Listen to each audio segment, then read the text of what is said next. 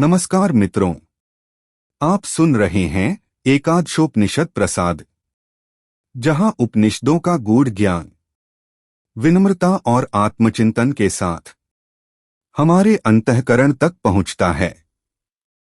आज हम प्रस्तुत कर रहे हैं एकादशोपनिषद प्रसाद का द्वितीय प्रसाद, केनोपनिषद का द्वितीय खंड है, जिसका विषय है ब्रह्म का स्वरूप और ज्ञान अज्ञान का सूक्ष्म रहस्य।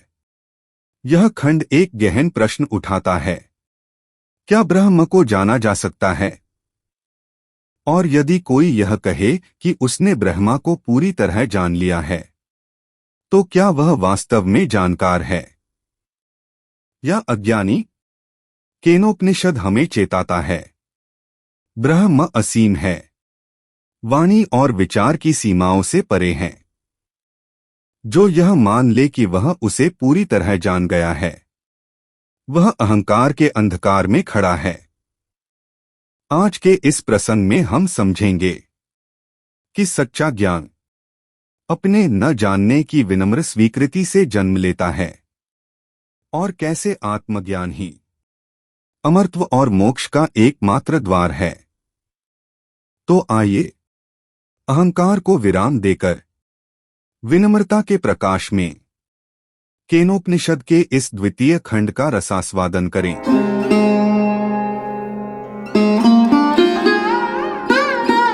केनोपनिषद पर आज हम बात करेंगे और इसमें ज्ञान को लेकर एक ऐसी पहेली है जो आप मानिए हजारों साल बाद भी दिमाग घुमा देती है।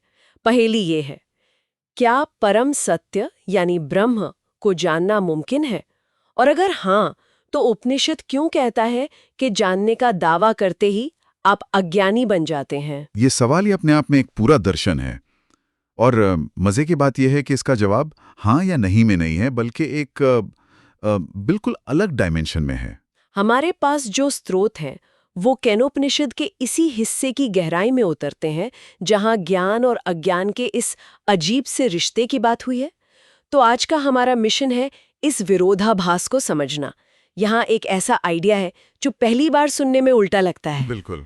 कि जो सोचता है कि वो जानता है, वो असल में कुछ नहीं जानता। और ये सिर्फ एक फिलॉसॉफिकल बात नहीं है, ये हमारे सीखने के तरीके, हमारे अहंकार और हम दुनिया को कैसे देखते हैं, उस सब पर एक बहुत गहरी टिप्पणी है। यह हमारी नॉलेज की परिभाषा को ही चैलेंज करता है। तो चलिए इस पहेली को परत दर परत खोलते हैं। ठीक है, तो शुरू करते हैं पहले श्लोक से, जो आते ही एक झटका देता है। कहता है, यदि तुम सोचते हो कि तुमने ब्रह्म को अच्छी तरह जान लिया है, तो तुमने बस थोड़ा सा ही जाना है। मतलब जैसे आपको लगे कि आहा, आई हैव गॉट इट। हाँ, ठीक वहीं पर उपनिषद कहता है, नोप, यू हैवंट। बिल्कुल। वो आपके बौद्धिक अहंकार पर एक सीधा हमला है। इसे समझने के लिए एक एनालॉजी लेते हैं। मान लीजिए ब्रह्म एक अनंत महासागर है और आपकी बुद्धि एक छोटा सा कप। आप उस कप में सागर का पानी भर सकते हैं। वो पानी है तो सागर का ही, उसमें सागर के सारे गुण हैं। लेकिन क्या आप ये दावा कर सकते हैं कि आपने अपने कप में पूरे सागर को जान लिया? नहीं, बिल्कुल नहीं। ये दावा करना ही बेवकूफ़ी होगी। वाह, तो ये श्लोक कह रहा है कि हम जो भी जानते हैं वो बस उस कप भर पानी जितना है। सही बात। देवताओं में प्रकट होने वाला उसका रूप भी शायद वैसा ही एक कप है। एग्जैक्टली। और जैसे ही आप ये दावा करते हैं कि मैंने सागर को जान लिया, आप ये दिखा रहे हैं कि आपको सागर की अनंतता का कोई अंदाजा ही नहीं है। इसलिए उपनिषद कहता है कि ज्ञान की यात्रा एक मंजिल नहीं, बल्कि एक, आप कह सकते हैं, एक कांस्टेंट एहसास है कि आप कितना कम जानते हैं। ये विनम्रता का पहला पाठ है। ठीक है, ये समझ आया। मतलब अपनी सीमाओं को जानना ही ज्ञान की पहली सीढ़ी है। लेकिन अगला श्लोक इसे और भी उलझा देता है। मैं ये नहीं मानता कि मैंने ब्रह्म को पूरी तरह जान लिया है, लेकिन मैं ये भी नहीं कह सकता कि मैं उसे नहीं जानता। एक मिनट, ये क्या बात हुई? ये जानना और न जानना एक साथ कैसे हो सकता है? ये तो बहुत निराशाजनक भी लगता है। अगर हम उसे कभी जान ही नहीं सकते, तो इस पूरी आध्यात्मिक यात्रा का मतलब क्या है? ये बहुत जरूरी सवाल है। देखिए, उपनिषद यहाँ लॉजिक से नहीं, अनुभव से बात कर रहा है। ये ऐसी स्थिति है जैसे किसी ने आपसे पूछा, आम का स्वाद कैसा होता है? आप कहेंगी मीठा होता है, रसीला होता है। आप 100 शब्द इस्तेमाल कर सकती हैं, लेकिन क्या आप उस स्वाद को पूरी तरह शब्दों में बता सकती हैं? नहीं, उसके लिए तो आम खाना ही पड़ेगा। बस, तो जिसने आम चखा है वो जानता है कि स्वाद क्या है, पर उसे पूरी तरह बयान नहीं कर सकता। वो ये नहीं कह सकता कि मैं नहीं जानता, क्योंकि उसे अनुभव है, पर वो ये भी नहीं कह सकता कि मैंने स्वाद को पूरी तरह जान लिया है, क्योंकि शब्द उस अनुभव को पकड़ नहीं सकते। अच्छा। यही है वो स्थिति, नो वेदो न वेदेति वेच्च। ये एहसास कि सत्य अनुभव में है, बुद्धि की पकड़ में नहीं, यही वास्तविक ज्ञान की ओर पहला कदम है। ये निराशाजनक नहीं, बल्कि आजाद करने वाला है। आपको सब कुछ जानने के बोझ से मुक्त करता है। वाह, ये तो माइंड बेंडिंग है। तो ये एक पहेली नहीं, बल्कि एक अनुभव की तरफ इशारा है।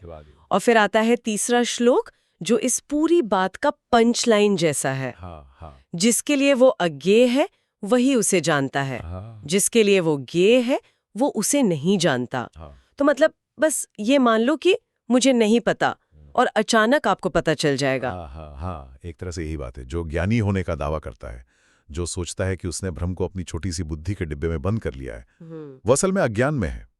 लेकिन जो साधक उसकी अनंतता के सामने सिर झुका देता है और स्वीकार करता है कि ये मेरी समझ से परे है, वही उसकी विशालता को अनुभव करने लगता है। अच्छा। ये आधुनिक मनोविज्ञान के डनिंग क्रूगर इफेक्ट जैसा है, जहां कम जानने वाले लोग अपने ज्ञान को लेकर सबसे ज्यादा कॉन्फिडेंट होते हैं। सही बात है। उपनिषद हजारों साल पहले यही कह रहा था। ठीक है, तो ये साफ हो गया कि ब्रह्म को बुद्धि से या किताबों से जाना नहीं जा सकता। तो फिर रास्ता क्या है? अगर सोचने से काम नहीं चलेगा तो करना क्या है? चौथा श्लोक शायद उसका जवाब देता है। कहता है, जो ब्रह्म को प्रत्येक बोध में जानता है, वही अमरत्व प्राप्त करता है। इस प्रत्येक बोध या प्रतिबोध विदितम का असल में क्या मतलब है? ये इस पूरे खंड का सबसे, कह सकते हैं, प्रैक्टिकल हिस्सा है। प्रतिबोध विदितम का मतलब है known through every state of consciousness. आज की भाषा में इसे माइंडफुलनेस या फ्लो स्टेट कह सकते हैं। अच्छा। जब कोई खिलाड़ी अपने खेल में या कोई कलाकार अपनी कला में पूरी तरह डूब जाता है, तब मैं कर रहा हूं का भाव खत्म हो जाता है। बस वो काम हो रहा होता है। उपनिषद कह रहा है कि यही अवस्था जब जीवन के हर पल में आ जाए, चलते बोलते सांस लेते हुए, वही ब्रह्म का अनुभव है। ये सोचना नहीं है, ये होना है। और इसी श्लोक में आगे लिखा है कि आत्मा से शक्ति मिलती है और विद्या से अमरत्व। इसका क्या मतलब है? यहाँ वीर्य शब्द का इस्तेमाल हुआ है, जिसका मतलब सिर्फ फिजिकल स्ट्रेंथ नहीं है, बल्कि आंतरिक बल, विल पावर है। जब आप आत्मबोध में स्थित होते हैं, तो आपको अंदर से एक असीम शक्ति मिलती है। और इस विद्या यानी इस एक्सपीरियंशियल नॉलेज से अमृतम यानी अमरत्व मिलता है। आप ये जान जाते हैं कि आप ये शरीर नहीं, बल्कि वो अविनाशी चेतना है। और फिर पांचवा श्लोक आता है, जो कोई रियायत नहीं देता। कहता है, यदि तुमने इस जीवन में उसे जान लिया, तब तो सत्य है। यदि यहां नहीं जाना, तो ये एक महान विनाश है, महति विनष्ट ही। ये शब्द सुनकर तो रोंगटे खड़े हो जाते हैं। हाँ, ये तो सीधी सीधी चेतावनी है कि अगर ये मौका गवा दिया तो सब खत्म। हाँ, उपनिषद यहाँ कोई शुगर कोटिंग नहीं कर रहा है। वो साफ साफ कह रहा है कि यह मानव जीवन कोई ऑप्शनल सब्जेक्ट नहीं है, ये जीवन का कोर करिकुलम है। वाह। इसका एकमात्र उद्देश्य आत्म साक्षात्कार है। अगर ये अवसर चूक गया तो ये एक महान विनाश है, क्योंकि आप फिर से उसी जन्म मृत्यु के चक्र में फंस जाते हैं। लेकिन फिर वो एक उम्मीद भी देते हैं। कहते हैं कि जो धीराहा हैं। एक मिनट, यहाँ धीराह का मतलब क्या सिर्फ बुद्धिमान लोग हैं? नहीं, इससे कहीं ज्यादा गहरा। धीरा वो है जिसका मन धीर है, शांत है। अच्छा। जो सुख दुख, सफलता असफलता के उतार चढ़ाव से विचलित नहीं होता। ये बौद्धिक ज्ञान से ज्यादा भावनात्मक और मानसिक स्थिरता की बात है। तो जो ऐसे धीर पुरुष हैं, वे भूतेषु भूतेषु विचित्य यानी हर प्राणी में, हर कण में उसी एक ब्रह्म को देखते हैं और इस दुनिया से परे जाकर अमर हो जाते हैं। उनकी दृष्टि बदल जाती है, उन्हें हर किसी में वही एक सत्य दिखने लगता है। तो अगर इन सभी श्लोकों को एक साथ देखें तो सार ये निकलता है कि ज्ञान का अहंकार हमें सत्य से दूर ले जाता है, जबकि विनम्रता और हर पल जीने का बोध हमें अमरत्व की ओर ले जाता है। ये तो हमारे पूरे एजुकेशन सिस्टम पर ही सवाल उठाता है, जो सिर्फ जानकारी भरने और सही जवाब देने पर जोर देता है। बिल्कुल। ये कहता है कि सच्चा ज्ञान तब शुरू होता है जब मैं जानता हूं का भाव मिट जाता है। ये अज्ञान की एक नई परिभाषा देता है। अज्ञान सिर्फ जानकारी की कमी नहीं है, बल्कि मैं सब जानता हूं का झूठा विश्वास भी सबसे बड़ा ज्ञान है। इसमें आत्मज्ञान या सेल्फ रियलाइजेशन पर बहुत जोर है। इसका मोक्ष या लिबरेशन से क्या सीधा कनेक्शन है? क्या मोक्ष मरने के बाद किसी स्वर्ग में जाने जैसा है? उपनिषद के हिसाब से मोक्ष कोई जगह नहीं है, ये एक अवस्था है जो यहीं इसी जीवन में मिलती है। अच्छा। आत्मज्ञान का मतलब है अपने असली स्वरूप को पहचानना। ये एहसास कि मैं ये शरीर, ये मन, ये विचार नहीं हूं, मैं वो शुद्ध चेतना हूं जो इन सब के पीछे है और जो ब्रह्म का ही अंश है। बिल्कुल। जैसे ही ये अनुभव होता है, आप दुनिया के सुख, दुख, मान, अपमान, जन्म मृत्यु के बंधन से आजाद हो जाते हैं। आप लहर नहीं रहते, आप सागर बन जाते हैं। यही मोक्ष है। और जीवन और मृत्यु के रहस्य के बारे में ये क्या कहता है? महान विनाश की बात बहुत गंभीर लगती है। अगर कोई ये ज्ञान हासिल नहीं कर पाता तो उसका क्या होता है? देखिए, उपनिषद के अनुसार जीवन का असली मकसद भौतिक सफलता या सुख इकट्ठा करना नहीं, बल्कि अपने असली स्वरूप को जानना है। अगर हम अपनी पूरी जिंदगी सिर्फ बाहरी चीजों के पीछे भागते हुए बिता देते हैं और इस असली काम को भूल जाते हैं, तो ये जीवन व्यर्थ चला गया। यही महान विनाश है। जहां तक मृत्यु का सवाल है, इस ज्ञान को पाने के बाद मृत्यु का भय खत्म हो जाता है। कैसे? क्योंकि आप जान जाते हैं कि मृत्यु केवल शरीर का अंत है, आपका नहीं। आत्मा अमर है। फिर मृत्यु एक कपड़े बदलने जैसी घटना बन जाती है, अंत नहीं। वो ज्ञानी व्यक्ति ब्रह्म में ही विलीन हो जाता है। तो आज हमने किनोपनिषद के जरिए ज्ञान के एक बिल्कुल अलग ही पहलू को समझा। सच्चा ज्ञान जानकारी इकट्ठा करना नहीं है, बल्कि ये स्वीकार करना है कि परम सत्य हमारी छोटी सी समझ से कितना बड़ा और कितना परे है। ये एक तरह की बौद्धिक विनम्रता है जो हमें अनुभव के लिए खोलती है। हाँ, और ये भी कि आत्मज्ञान ही असली शक्ति है जो हमें अमर तत्व की ओर ले जाती है। ये कोई थ्योरी नहीं है, बल्कि हर पल का एक जीवंत बोध है। और इस खंड की सबसे बड़ी चेतावनी यही है कि ये बोध इसी जीवन में पाना जरूरी है, कल पर नहीं टाला जा सकता। विनम्रता, आत्मचिंतन और हर प्राणी में उसी एक सत्य को देखना, यही इसका रास्ता है। जाते जाते एक विचार छोड़ जाते हैं। उपनिषद कहता है कि ज्ञानी लोग सभी प्राणियों में ब्रह्म को खोजते हैं और अमर हो जाते हैं।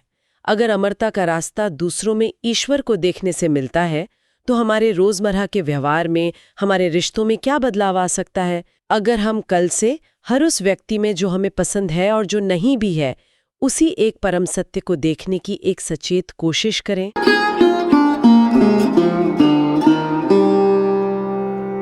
प्रिय श्रोताओं, आपने सुना केनोपनिषद द्वितीय खंड पर आधारित एकादशोपनिषद प्रसाद का द्वितीय प्रसाद।